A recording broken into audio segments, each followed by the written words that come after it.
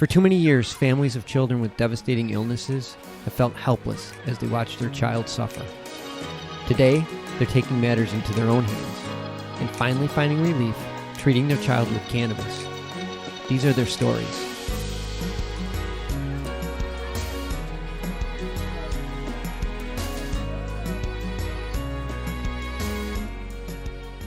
Hey guys, welcome to another episode. Hello, hello, hello. I hope everyone's doing well. Yes, to you and your family and everyone. Hope you guys are doing well out there. And also, happy Epilepsy Month awareness. And just for those families out there who are going through it, we're here for you guys and, praying for all speedy recoveries or treatments or cure anything to get you guys through it. Mm-hmm. We're definitely here and just spread the word. Tonight's guest is Parisa Rad. I apologize, Parisa Rad. Is that correct? Yeah, Parisa Rad is fine. Parisa Rad. Rad, that's a cool last name. Yeah, it is. Yeah. We're pretty rad. Yes. For what we're doing this industry, yes, we are, just in general. She's known as the Marijuana Momma. She's a marketing executive and a cannabis advocate who's experienced as a mom of a special needs child. And that's what propelled her into this industry. She has so much information to share, the ups, the downs, the hurdles, just the battles that she had to overcome to make sure that her daughter gets the best treatment possible. And looking at the alternatives, which is what we're about, alternative medicines. Not Western medicine all the time can work. We have alternatives here. And that's what we're about, reaching out and, just educating people.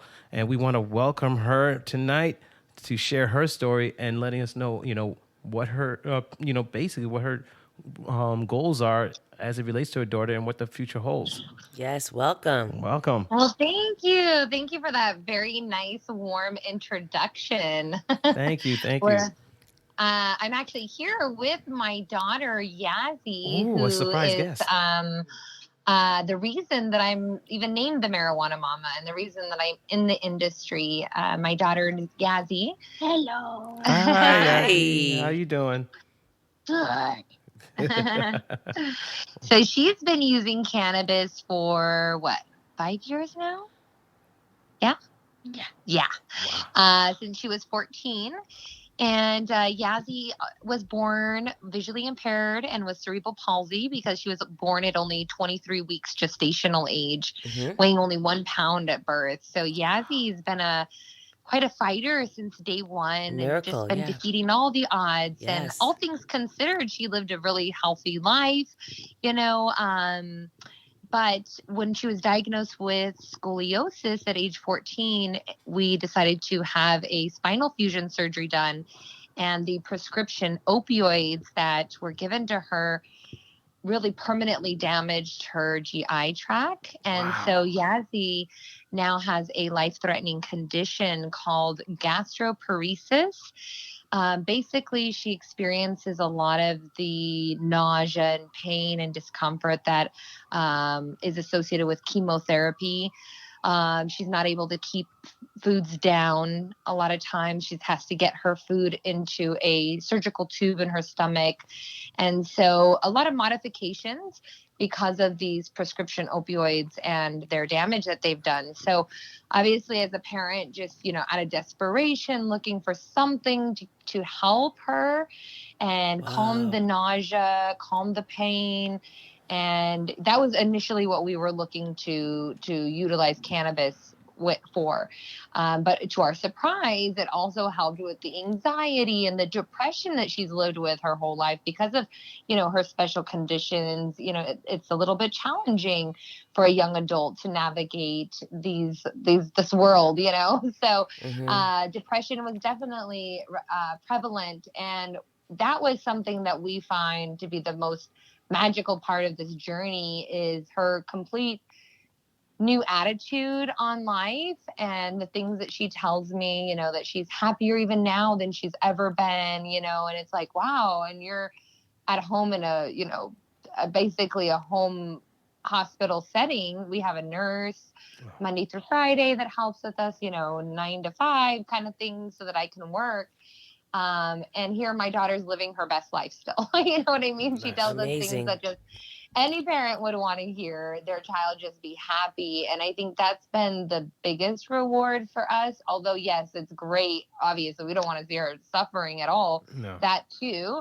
But just to have that different mental attitude and outlook that I think that cannabis really helps promote is been one of the greatest things that we found from utilizing the plant medicine. And not only does Yazzy use this medicine, but I use it as well.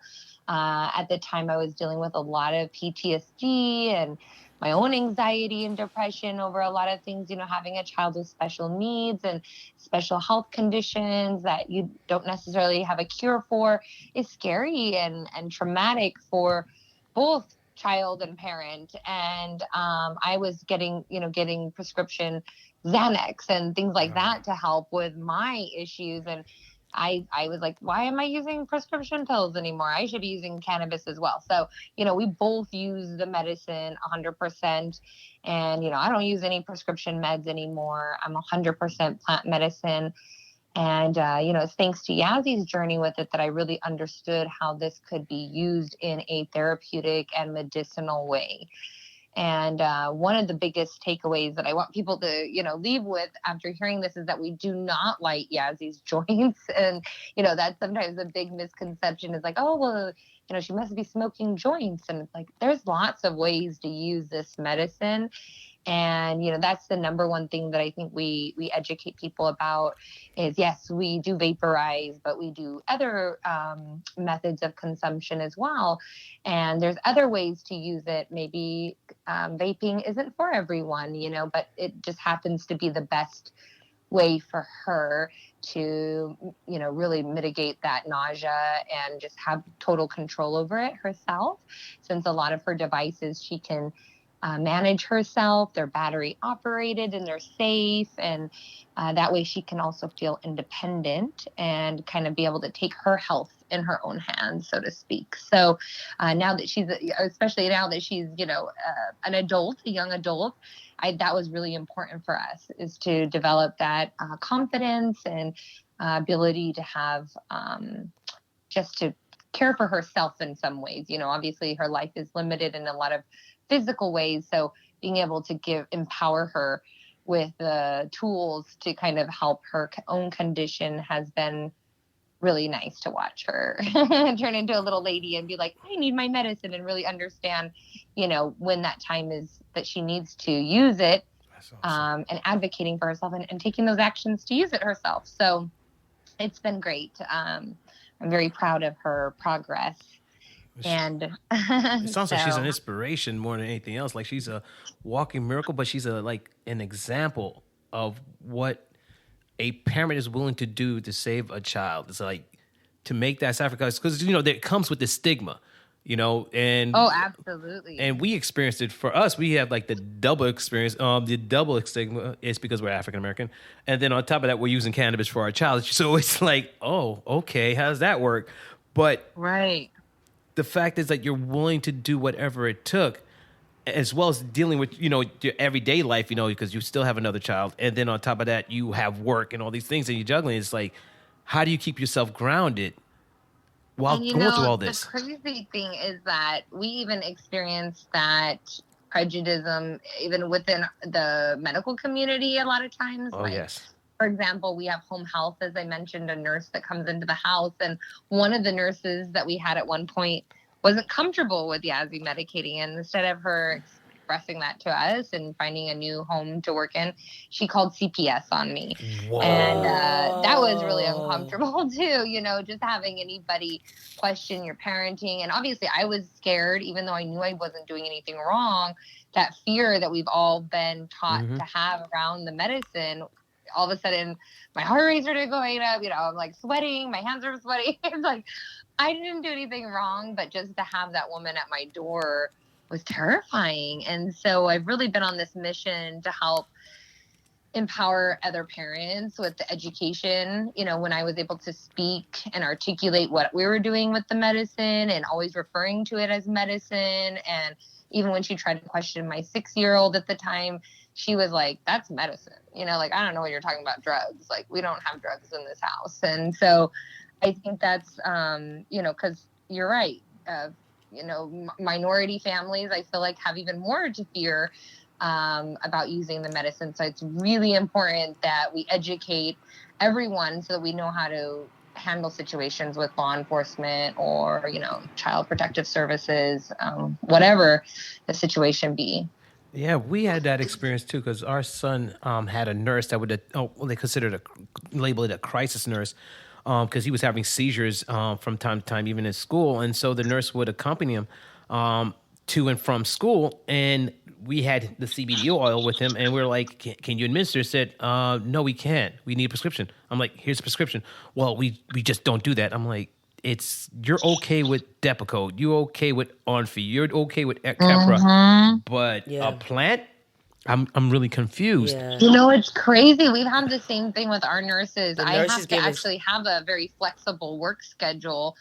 That way I can be here to reload her medicine or whatever it needs to be. Even the CBD cream, they're not allowed to apply it, even though you'd be like, it's CBD cream. It's not even illegal, but nursing guidelines, they have to go by that, and I guess, and for whatever reason, it's not allowed. So it's pretty crazy. Yeah, it is. The nurses gave us the most trouble. It's so funny. I had this one particular nurse. It was like a sub nurse for Aiden, and she was like, "When is he gonna get?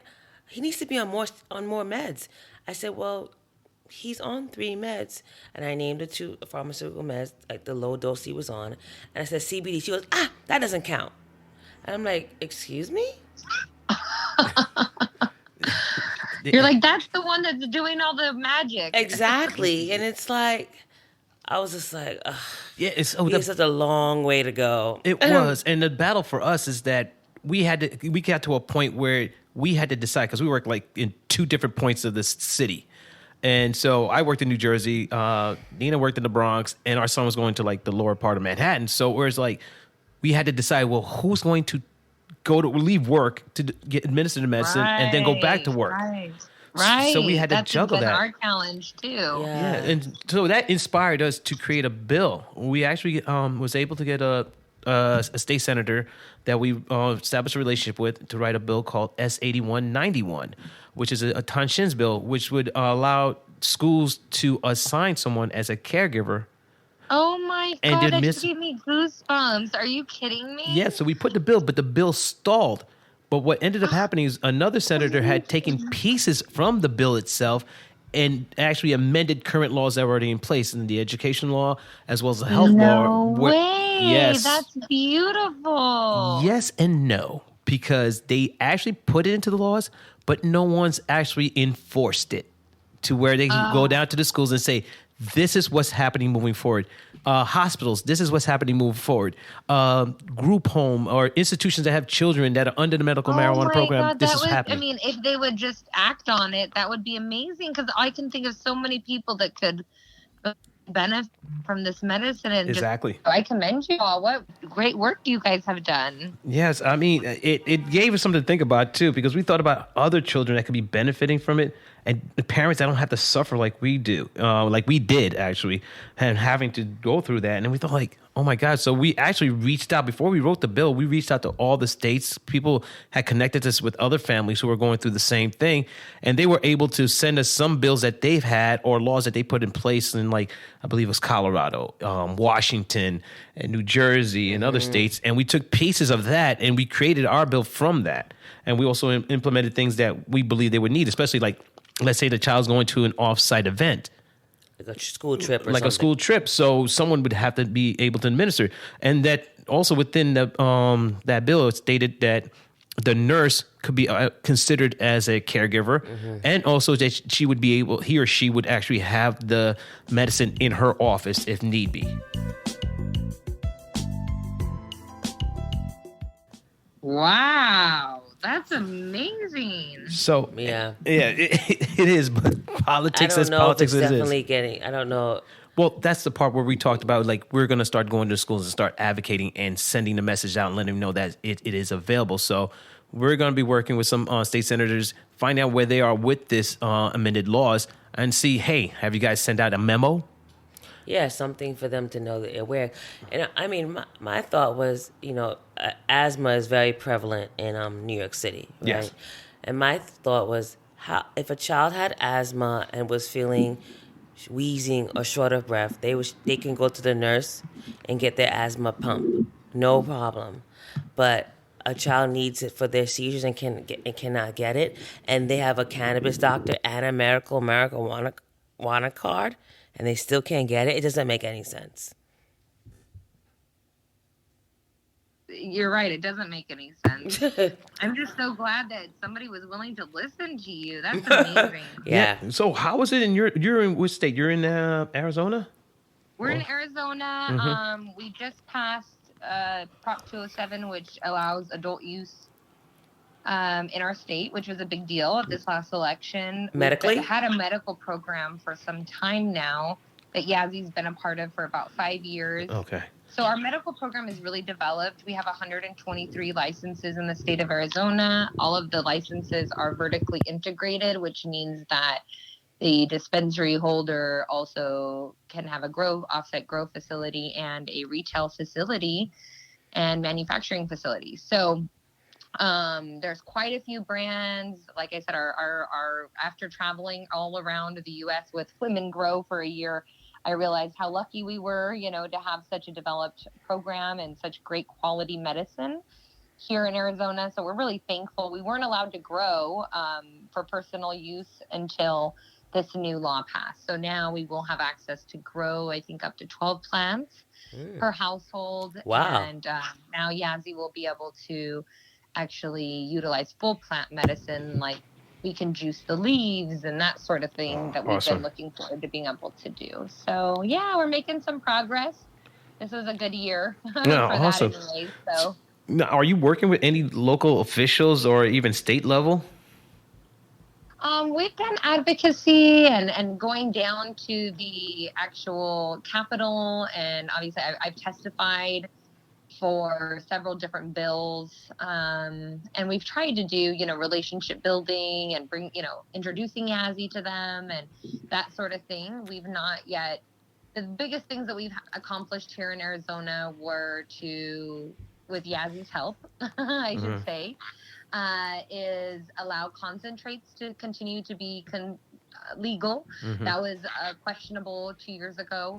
And they were saying that the current law that we had in place did not cover concentrates, and people were going to jail for possession of concentrates. It was a really big deal, especially for special needs kiddo community who all use the plant in a concentrated form, whether it's RSO or some sort, nobody's really utilizing the flower.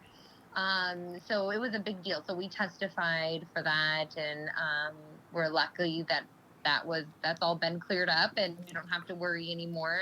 Also for the testing bill, that was another one that we advocated for and testified for in front of the health committee, because our current program did not require testing of any of the medicine, which was obviously concerning for parents who are trying to get their children the cleanest option available, who have special allergies and sensitivities and things like that. Mold or pesticides could be detrimental to a special or chronically ill patient, what I'm saying? So we helped that get moved. We have not worked with changing any of the school laws because Yazzy changed out of going to traditional school several years ago. And so, obviously my focuses have been in other areas, but we're a big proponent of it, and would like to see something moved forward. We just haven't had the bandwidth to make any progress in that department yet. Yeah, I can imagine the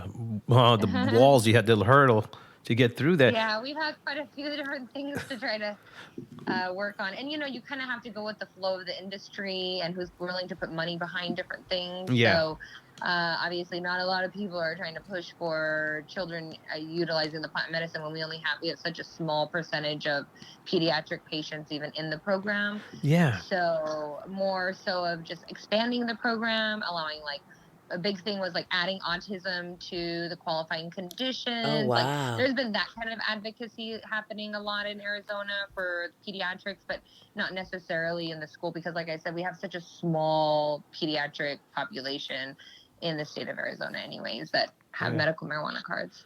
That's interesting. Because one of the things we came across is the lack of, what's the word? A better word I could use for some of these officials who have the power to make good decisions, but then don't use it. But then I realized how much they don't know about the plant. It's like they're still stuck in the early 1900s. And it's amazing when you have to educate them. And it's like, I'm pulling out a tincture to give my son his medicine because it was that time. And I had this official looking at me and goes, "What's that?" I was like, "That's his medicine, his CBD oil. Is this what we're fighting about?" It's like, "Yeah." Well, we got to make some changes. I'm like, "What do you think we were doing all this time? Like rolling blunts?" It's like pulling out bongs. Right. It's like, I mean, there's nothing against that, but this is a child. We're talking tinctures. Like, what do you guys, like, why is it that you guys don't know about these things that are the people need? Like, how disconnected are you to the people?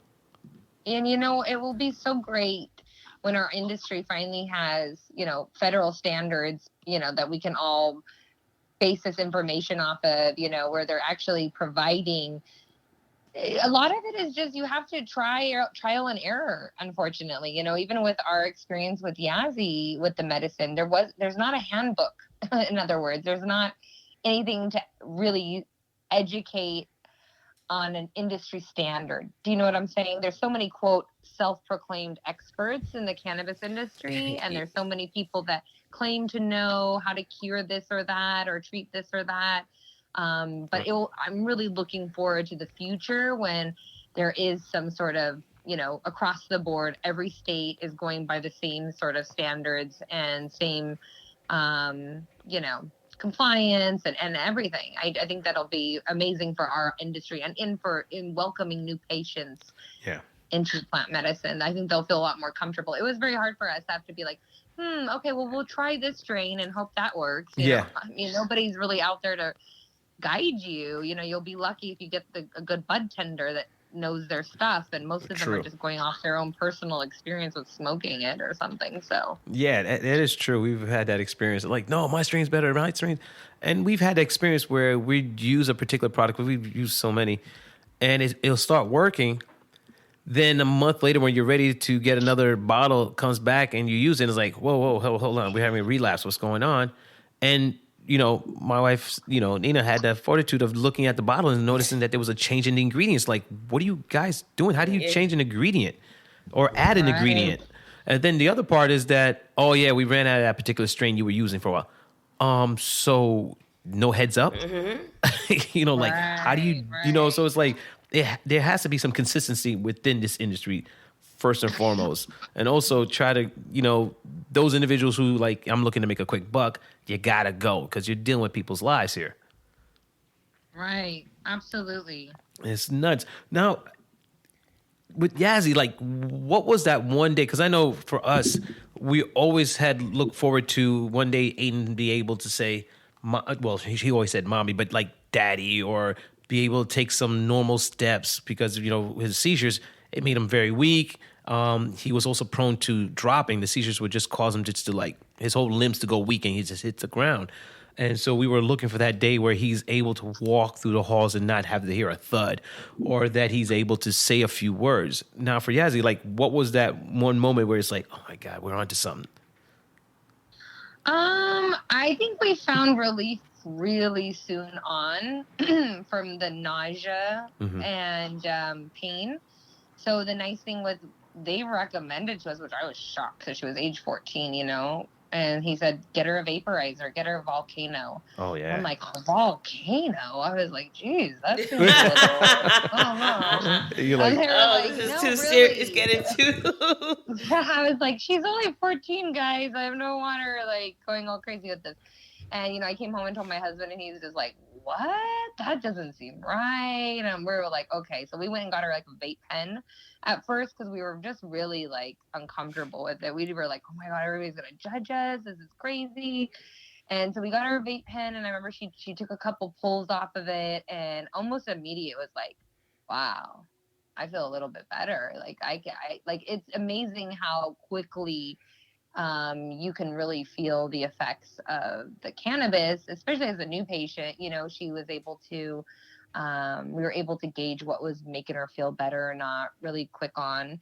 And we did move up to the volcano because we did more research that, you know, the flower is really good at helping with nausea control more than, I don't know, this was a research study that we'd read out of Israel. And so we were working with a cannabis nurse at the time, and she suggested it. She got us special strains just for nausea. And lo and behold, you know, it was really helpful. And, you know, obviously we've progressed since then to other things, but we were always down to try something new that might help and be stronger for Yazzy, so she doesn't have to be sitting there vaping all day, because that's kind of what she was doing before. Now she's using concentrates, and she has a battery operated vape device that's called a G Pen Connect, and that's her current favorite device. I love that one. Oh, she Why do loves you it. love it? Yeah. Because it makes me take good puffs. Yeah. Awesome. It helps her give Oh. puffs. So the Puffco was another one that we liked Oh, yeah. for a while. That was really good, but then she found that the G Pen gives her a stronger puffs, as she says. So we, you know, but Yazzy's got a lot going on. She's got 16 metal rods in her back, and like I said, she has a surgical, you know, feeding tube in her stomach, and she's hooked up to formula, you know, most of the day. So our lives are a little bit different. So she needs a lot more cannabis than maybe, you know, an average pediatric child starting now. And especially now she's growing into becoming a woman, and, you know, she's an adult now. So obviously we do like to talk about pediatric, but Yazzy I always like to point out that she's now an adult and can make some of these choices for herself and kind of help us, you know, on this journey of healing. So, oh my God. I mean, for her to get to this point is amazing in itself, and then she'd be able to, you know, express everything is awesome.